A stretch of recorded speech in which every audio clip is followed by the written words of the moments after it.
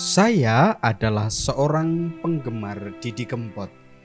Sejak 1999, ketika saya mulai mengenal lagu, bapak saya sudah memperkenalkan saya kepada lagu-lagu Didi Kempot. Waktu itu masih berupa kaset. 5 Mei 2020, Didi Kempot dipanggil Sang Kalik. Tepat hari ini, genap setahun sudah kematian seorang Didi Kempot. Maka izinkan saya mengenang 3 keutamaan Didi Kempot yang menjadi sumber inspirasi yang meluap-luap bagi generasi kini. Pertama, kita mengenal dia sebagai orang yang meniti karir benar-benar dari nol. Sebagai musisi, dia adalah orang yang memulai kisahnya dari jalanan. Ia lahir dari sulitnya hidup di jalanan.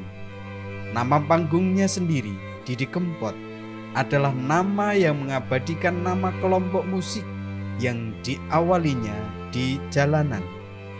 Kata Kempot adalah singkatan dari kelompok pengamen trotoar. Kelompok inilah yang membawanya hijrah dari Surakarta ke Jakarta. Nama itu seakan terus mengingatkan dia bahwa ia berasal dari jalanan, sehingga tidak pernah lupa akan kerendahan hati dan penderitaan sesama. Berbekal kesetiaan untuk menjalani proses, Didi Kempot mulai menemukan jalannya. Tak sekadar menjadi pengamen, dia mulai masuk dapur rekaman pada 1989. Di album pertamanya, lagu yang melambungkan namanya adalah Cidro, sebuah lagu yang terinspirasi oleh kegagalan kisah cintanya. Tentu para penggemarnya tahu kisah Didi yang ditolak oleh orang tua pacarnya karena kemiskinannya. Setelah itu, di balik lagu-lagu sendu yang diciptakan, tersimpan semangat untuk bangkit dari keterpurukan. Sederhananya, ia ingin mengatakan, biarlah kisah itu menjadi pembelajaran. Ayo maju, meraih kisah hidup yang masih ada di depan. Lagu-lagunya tak lepas dari kisahnya, sehingga orang bisa berkata, lihat, Mas Didi bisa bangkit, kita pun pasti bisa. Sebagai penggemar, itu yang saya pelajari dari keteguhan dan kegigihan hidupnya. Kedua, lagu-lagu Didi Kempot memiliki pesan-pesan yang melampaui masalah percintaan laki-laki dan perempuan. Tentu orang bisa menyebut bahwa Didi Kempot melalui lagu-lagunya menjadi duta wisata untuk berbagai tempat wisata di Indonesia. Tampaknya dia dengan sengaja memberikan nuansa romantis kepada tempat-tempat seperti Grojogan Sewu, Stasiun Balapan, Tanjung Mas, Parangtritis, Telaga Sarangan, dan berbagai tempat yang lain yang terpatri di dalam lagu-lagunya. Kisah penghormatan kepada orang tua juga menjadi kisah yang banyak diungkap oleh Didi Kempot. Lagunya Kagem Ibu baru saja menjadi kian terkenal, terutama ketika dinyanyikan oleh Arda, seorang anak difabel yang diangkat ke panggung olehnya.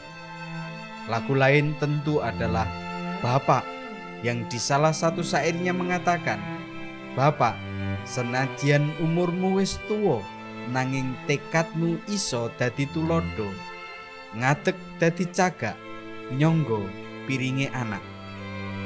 Lagu terakhir yang sedang viral tentu adalah Ora Iso Mulih, yang diingat kembali karena banyak orang tidak bisa pulang karena pandemi COVID-19.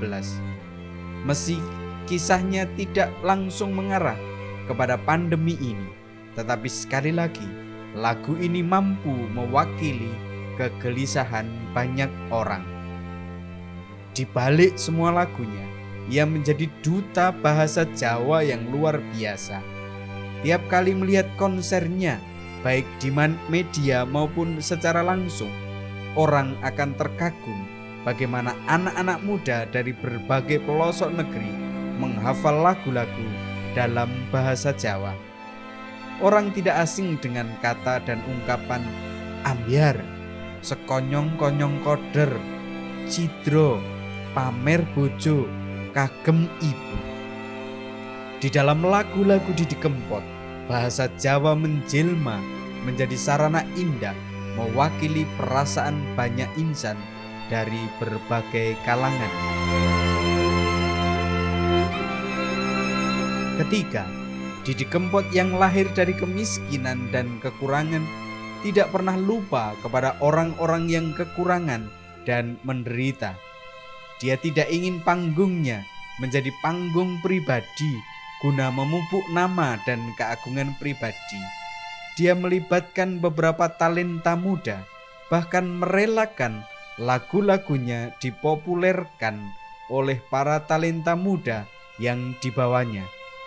Tentu sobat, ambyar mengenal Dori dan Arda yang di akhir-akhir hidup Didi Kempot menjadi dua orang yang paling dipopulerkan olehnya. Dori Harso, penabuh gendang yang dipopulerkan oleh Didi Kempot, menjadi pribadi yang diberi ruang lebar untuk menjadi terkenal. Dia dikenal dengan sebuah lagu khusus yang dinyanyikan berduet dengan Didi Kempot, Kangen Nikeri. Kisah kepedulian itu ada di dalam kisah Arda, seorang anak penyandang difabilitas tunanetra yang diangkat namanya oleh Didi Kempot.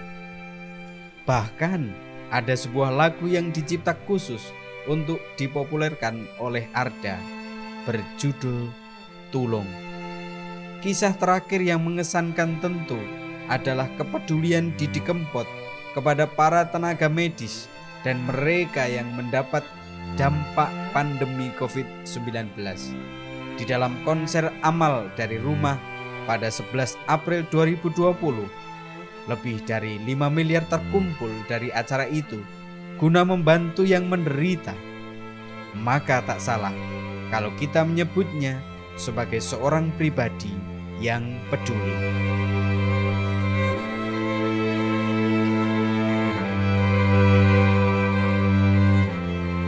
Orang bijak mengatakan, kalau kamu ditinggal oleh orang yang kamu kasihi, katakanlah, ya Allah, kami bersedih karena Engkau memanggilnya dari antara kami. Tetapi lebih daripada itu, kami bersyukur karena Engkau pernah memberikannya kepada kami. Merayakan kehidupan Didi Kempot berarti belajar dari ketulusan dan kreativitas hidup. Ketulusan membuat dia terhubung kepada perasaan banyak orang yang terbukti dari karya-karyanya yang menyentuh hati banyak orang. Kreativitas hidup mengandaikan kita tak sekedar menjalani hidup, tetapi yakin bahwa dengan usaha keras hidup kita akan makin berarti, seperti telah dibuktikannya di sepanjang hidupnya. Mungkin kita bersedih karena ditinggal pas lagi sayang-sayangi, tetapi bolehlah kita merelakan kepulangannya. Dia yang sudah menembus 1000 kutha di hati banyak manusia, sekarang berjalan kepada satu hati, yaitu hati Sang Khalik, pemberi hidup. Saya adalah seorang yang bersyukur boleh belajar dan merayakan kehidupan seorang Didi Kempot. Moga-moga Anda pun demikian.